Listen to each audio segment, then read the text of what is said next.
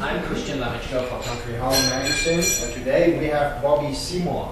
Bobbe, welcome to Country Home Magazine, Germany's premier country music magazine. How are you doing today? I'm doing very good. I'm very happy. Bobbe, I heard about this worst accident you had the last time. So can you tell us something about how much it affected your life? Actually, it totally stopped it for about 3 months. I couldn't work here. I couldn't play. I couldn't do anything. But then I got right after it. As soon as I got all my bandages off my hand, I started practicing, trying to hold the bar and so on. And I played a show in Lexington, Kentucky a week ago, and everybody said I played as well as I ever have. So I guess I'm going to cut my right hand up now. Okay. Oh, no. Don't do that. No. By the way, you have a new album out now? I have 2 new albums out. One is called Tennessee Country, which is country music, standard, good old country songs. And then I have one that I really like. It shocks me because everybody else loves it so much too. It's called As Time Goes By. Okay.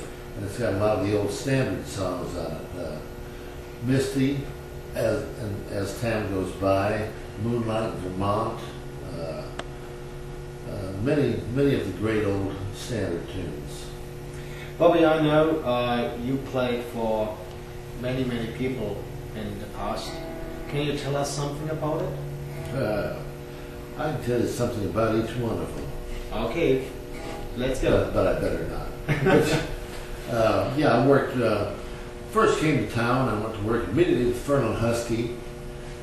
The 2 best days of my life were that month. The day I started and the day I quit. So then I went to work with Stonewall Jackson. And I loved working with him. I loved the band. The music was good. But it was a bad time of the year for country music. So they had to cut down on the band, so they cut the last guy that was hired out, and that was me. Then I went to work with Connie Smith. She had a string of brand new hits that came out. I worked with her for a good while. And then went to work with Billy Walker and on the Opry, and many road days that I loved. I worked with Claude Gray for a little while, which she had a country artist at the time, pretty successful, had a song out called I'll Just Have Another Cup of Coffee, Then I'll Go. And I'd rather be the one who slip around with. No, that was Jan Howard. I can't remember all the hits that Claude had right now, but he had many. Then I went to work with Ray Price, which I was already familiar with his material, being a steel guitar player. So worked with him 2 or 3 different times through the winter. And then everybody in Nashville kept telling me that I need to stay in Nashville and get off the road and just play recording sessions.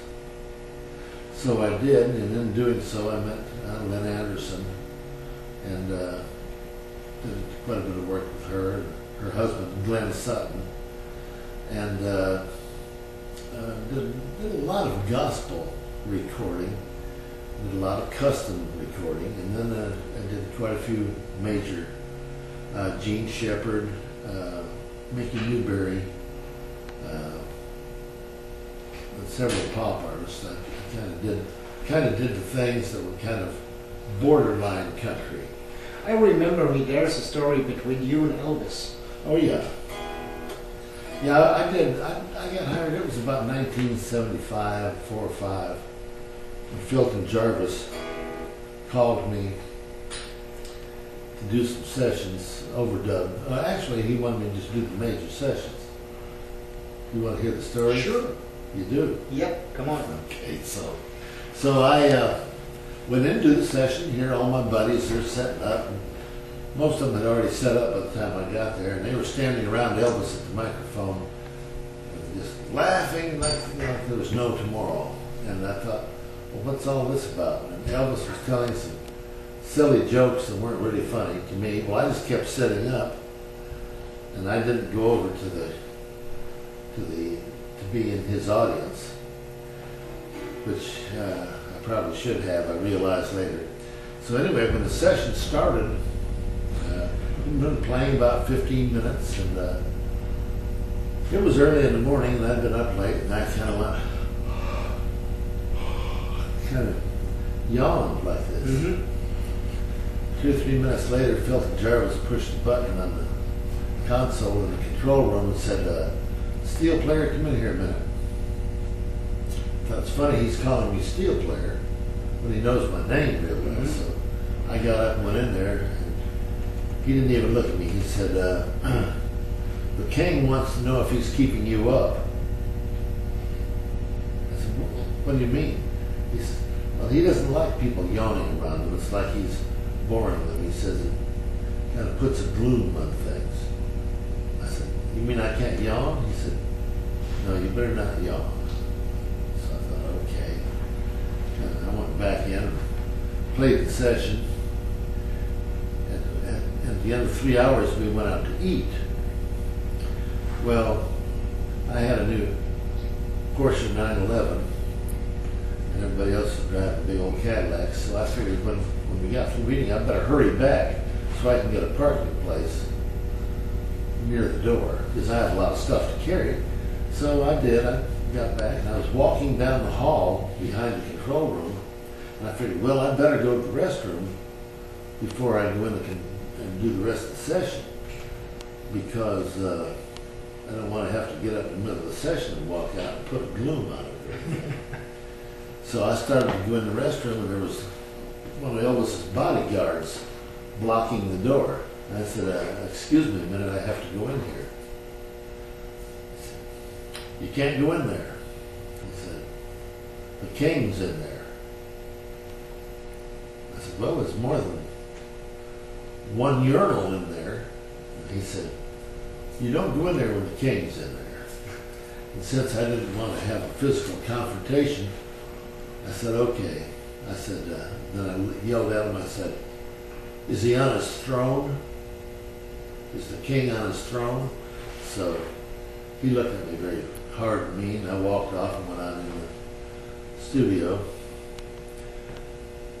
A few minutes into the session, the producer hits the button again and says, "Steel player, come in here." Oh, no, not again. I haven't yawned. So I went in there, and he didn't even look up at me. He said, "The king was on the throne." "What does that mean?" He says, "It means you need to go home, and we'll finish the session without you." I said, "Well, you put the card in front of me," and I said, "I'll sign the card because I was here and I'm here to work.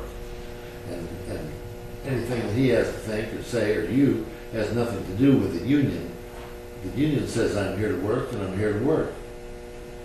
So I signed the card, which meant I got paid for it.